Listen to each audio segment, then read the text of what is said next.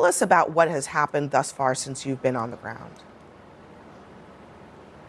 Well, so far, all we've seen is this very brief vision of President Trump getting off the plane. There was some pomp and circumstance. It was a red carpet, exactly what you would imagine President Trump would want arriving in China. He was greeted by the vice president of China, which shows how important this trip is, as well as a delegation on the ground. There were students with flags, with the Chinese and American flag. And then this is the first time we're going to see the two leaders together. And this is the first time they're going to see each other face to face. And this is really where you're going to see that big celebration, and one that President Trump remembers fondly. This is something that we saw back in 2017, a difference, of course, being that Melania Trump was by his side. But he's going to get out of the car and walk face to face with President Xi. They're going to go down this red carpet, and of course, you can see there the American flags flying. We're going to listen in right now as we see them on that red carpet, meeting face to face and shaking hands. Let's listen and watch.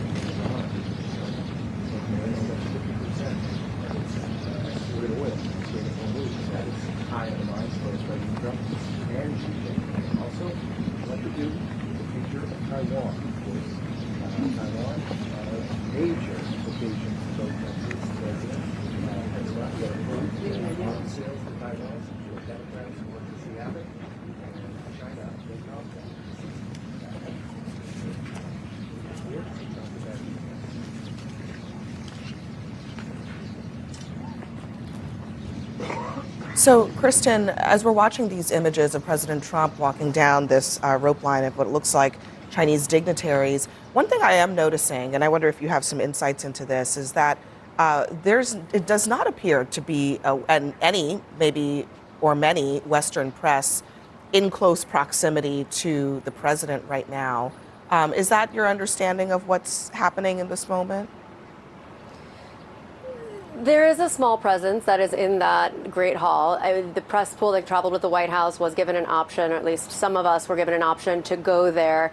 There are increased rules, obviously, in China when it comes to the press. And for a lot of us, it was not going to be possible for us to actually broadcast from that location in real time, which is why there aren't a lot of networks there. Remember, the U.S. press pool has been credentialed by the White House and by China, essentially told by the White House that these are the people traveling with the president. So you'll see some of them on the ground there. It is a handful of people, but it is a small footprint that we have here among Western journalists that are on the ground. I will say, one of the interesting things I'm seeing here too is the body language between the two men.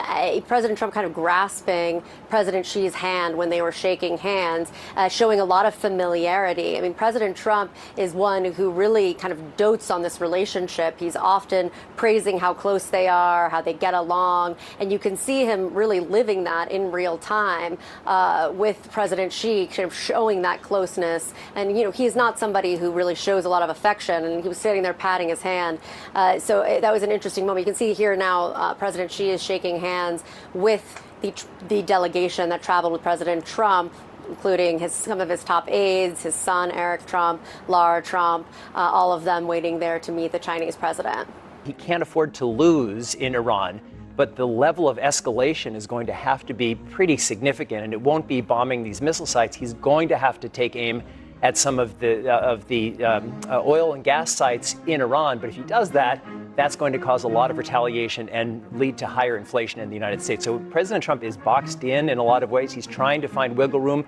Maybe this visit can help that, but that's why the stakes are incredibly high. And as I said before, Americans, Democrats, Republicans, Independents, we should all be rooting for President Trump. We want President Trump to succeed.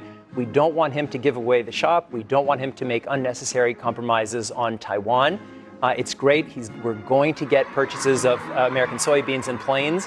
But in exchange, we have to very aggressively support American interests. The kids like what you were just saying. We're just going to listen in for just a second here. I mean, this is a pretty extraordinary image of young children. Yeah, I don't think it's sincere. I think these kids were put up to it.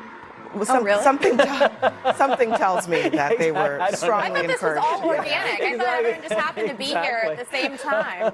We'll listen in for just a moment and watch this moment.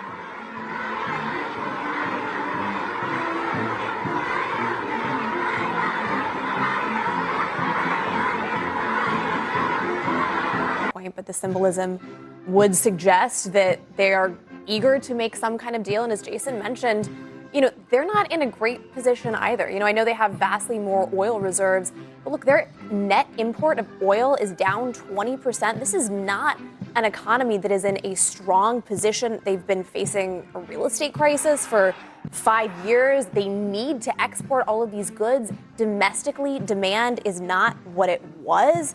And so as much as we want this war to end, look, 50% of their oil comes from the Middle East. So I think, frankly, in this moment, there might be more to be aligned on. Of course, the tech piece of this is huge. Trump brought a huge coalition of business and tech leaders, and China is desperately trying to get our AI chips. They need that capacity to continue to grow their own economy. We're in an AI race head to head with them, and they recognize they need NVIDIA, they need some of these microprocessors, and hopefully that's a huge point of leverage that Trump stands firm on, because there's been a ton of IP theft. We need to make sure that our companies are protected in that regard. Anna, the Washington Post had a pretty big report today based on some intelligence sources that say that there's a U.S. analysis that details that China is exploiting the war in Iran to maximize its advantage over the United States across military, economic, diplomatic, and other fields. And that actually includes their efforts to kind of stretch their soft power, their hard power and their soft power. An enormous amount of leverage in here. One of the things that we're not talking about is the fact that President Trump needs a favor from President Xi. That favor is to reach out to Iran, this close ally, and essentially ask them or pressure them to reopen the Strait of Hormuz and even come to a peace deal. The big question now is, what does he want in exchange for that? What does he want in exchange for that when it comes to Taiwan? What does he want in exchange for that when it comes to business deals? That is a big ask. And what is he going to use, President Xi, as leverage to get what he needs out of this when President Trump comes to him? 应当做伙伴而不是对手，相互成就，共同繁荣，走出一条新时代大国正确相处之道。我期待着同总统先生就事关两国和世界的重大问题交换意见，共同为中美关系这艘大船 to set the course for and steer the giant ship of China-U.S. relations, so as to make 2026 a historic landmark year that opens up a new chapter in China-U.S. relations. I will pause here and hand over to you, Mr. President. Thank you. Well, President Xi, I want to thank you very much. First of all, that was an honor like few have ever seen before. And I think I was particularly impressed by those children. They were happy. They were beautiful. The military is obvious. It couldn't be better. But those children were amazing, and they represent so much. And I know they represent so much to you. You and I have known each other now for a long time. In fact, the longest relationship of our two countries that any president and president has had. And that's, to me, an honor. We've had a fantastic relationship. We've gotten along. When there were difficulties, we worked it out. I would call you, and you would call me. And whenever we had a problem, people don't know, whenever we had a problem, we worked that out very quickly. We're going to have a fantastic future together. Such respect for China, the job you've done. You're a great leader. I say it to everybody. You're a great leader. Sometimes people don't like me saying it, but I say it anyway because it's true. I only say the truth.